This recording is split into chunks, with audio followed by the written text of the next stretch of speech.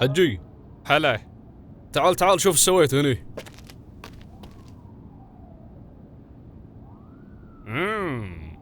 شنو هذا؟ شوف انا هني سويت شو اسمه الصوت، خليت بتقنية 5.1. يعني شلون افهمك؟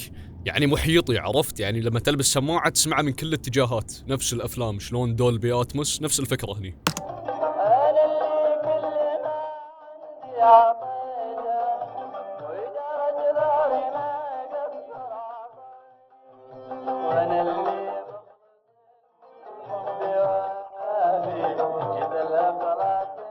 يا يبا انت عبالك قاعد بهوليوود، عبالك نفس الامريكان. شو المسخرة هذه؟ والله ما تعرف تسوي شيء انت، بس رجع الطبيعي يا الغبي. انت ليش ما تاكل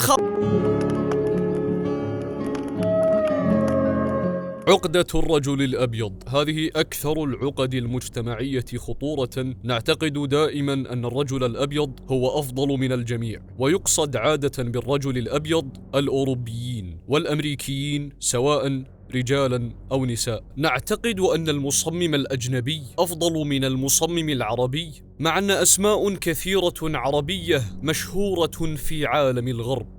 هتلر الزعيم النازي. نعتقد أن المبرمج الغربي أفضل من العربي، وكل متابع لعالم البرمجة يعلم تماما مستوى المبرمجين العرب حول العالم. الأسوأ أننا نعتقد أن الشركات الأجنبية أفضل من العربية، وهذا جدا خاطئ، أو أن العميل الأجنبي أرقى من العربي، وفي أجنبيا مجال الإبداع أكبر. والله يا جماعة ما أدري شنو أجنبيا صراحة، ما عرفت أقراها، ما أدري إذا هي أجنبيا ولا لا، بس مشوها. بعد التجربة العملية ستعرف أن العميل هو ذاته أينما كان، والمصمم والمبرمج المبدع هو مبدع في أي بلد وأي ظرف. نور حمصي، هذا الشخص وهو اللي كتب هذه المقالة في فيسبوك.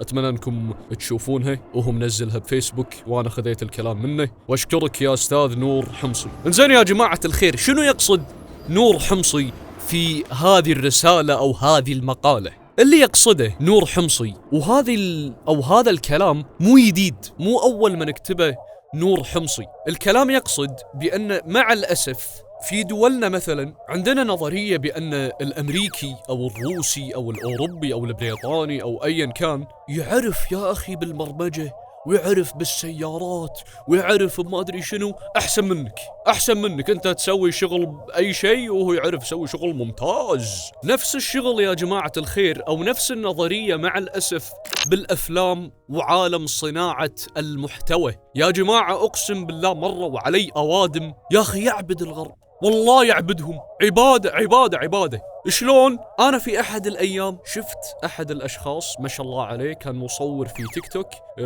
مصور مشهد تمثيلي بتليفونه، والنتيجة كانت روعة. واحد بالتعليقات كتب منشن شخص أجنبي وقال هذا أحسن منك. دخلت على الشخص الأجنبي، تصوير عادي، والله التصوير عادي يا جماعة الخير، بس علشان أشقر وشي طيب. والله يا جماعة الخير ما أدري الناس هذول شلون يفكرون. يلا الأشقر ممتاز، يعرف بالتصوير وصناعة الأفلام، أنت أكل تبن، أنت ما تعرف تسوي شيء. طبعا النظرية هذه يعني الحمد لله أنها تغيرت في السنوات الأخيرة، وقام أشوف وايد ناس تشوف أعمال عربية يعني تنظر لها وتدعم الأفلام العربية أو أي يعني صناعة عربية، وخاصة عندنا بالخليج وايد طاقات شبابية أو غيرها يتم الاستفادة منها. ما أقول أن كل الطاقات الشبابية تم الاستفادة منها، ولكن البعض.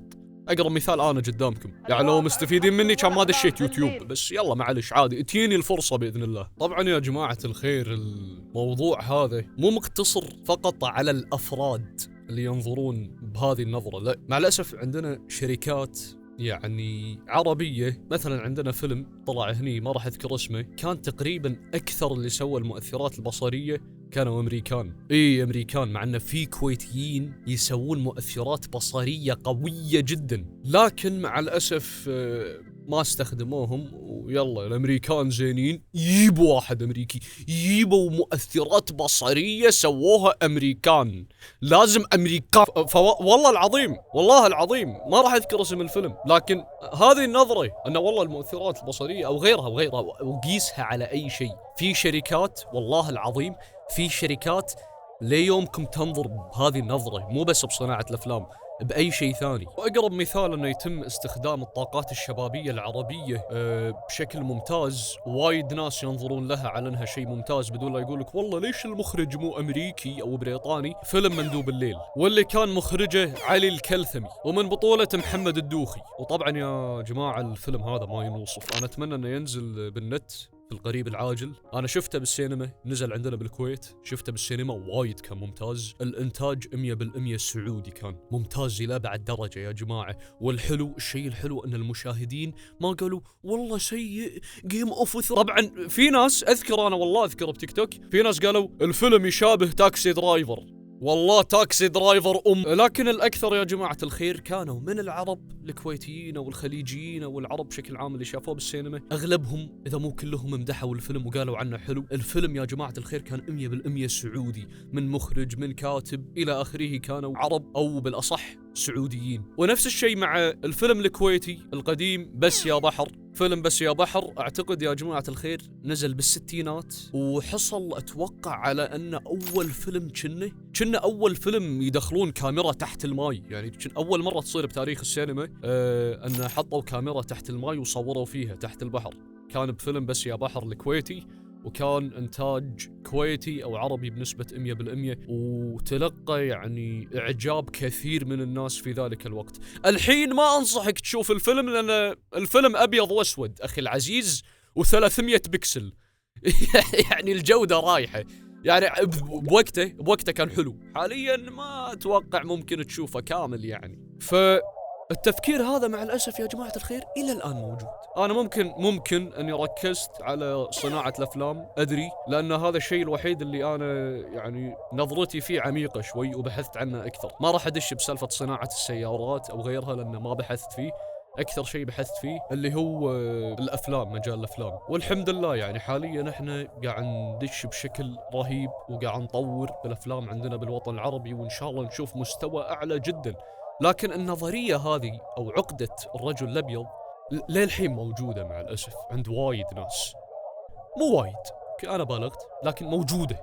يعني فهمتوا، موجودة لما الحين في ناس يطالعون بالنظرة هذه. وطبعا المقالة اللي كتبها الأخ في البداية اختصرت كل شيء.